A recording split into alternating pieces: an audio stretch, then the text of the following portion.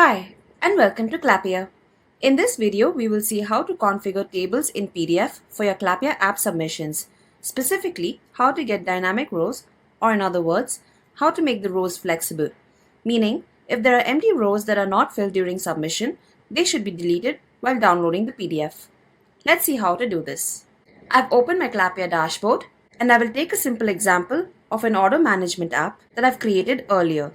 You can see I have added a section for store information, capturing basic details like the order ID, the store name, customer name and phone number, the date and time. Next is the product information section, where I can select the product the customer buys, input the price and quantity, and automatically calculate the total price. I can also add another section that copies these fields for if a customer decides to buy more than one type of product. This is a copyable section. And if you'd like to know how to do this for your apps, there is a separate video on this linked in the description. Finally, we have the summary section that shows the total number of products bought and the amount to be paid. The total price and amount makes use of the calculations and logic block to automatically calculate it, and this tutorial is linked in the description. Now, based on this order management app, I would like to create a PDF for the order receipt.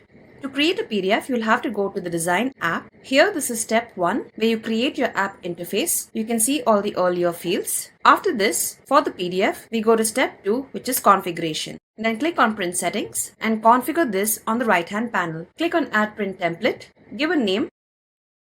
Click on the button over here to create the layout for the PDF. The basics are covered in a separate tutorial if you wish to check it out. For now, I will create a simple layout for the order receipt. So according to the app, I'll first capture the store information, the first one being order ID.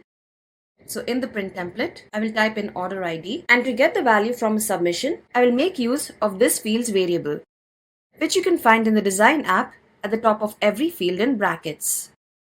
To get the value, I will type in the field name, which is order ID, and then do this for the remaining fields.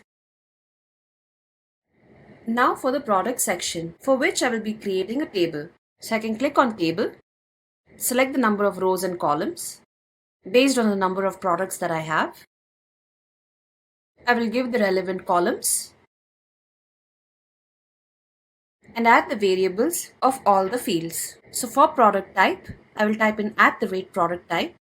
And as you can see, we have 5 of them. That is because the product information section is a copyable section, and I can copy this section up to 5 times as I've configured it in the Design app based on the number of products that I have listed over here.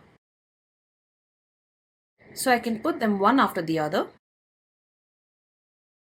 like so. Similarly, I will do it for the remaining columns.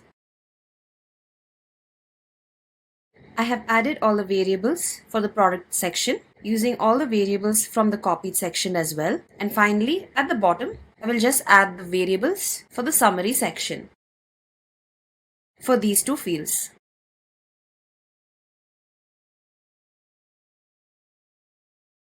And I'll save this. Let's see how this looks like. I'll go to App Home and make a quick submission.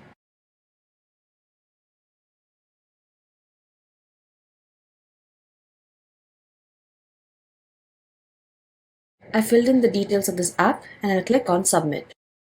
You can view all the submissions under the Submissions tab. Click on any submission and a right-hand panel will appear, capturing all the details.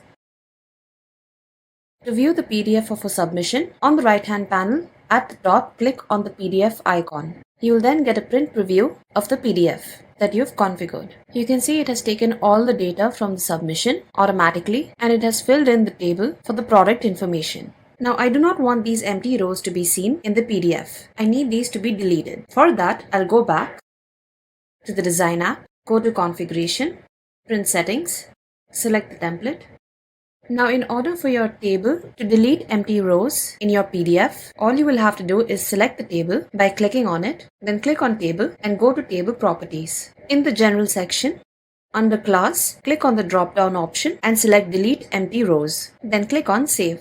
Now I'll save this and I will go back to the same submission.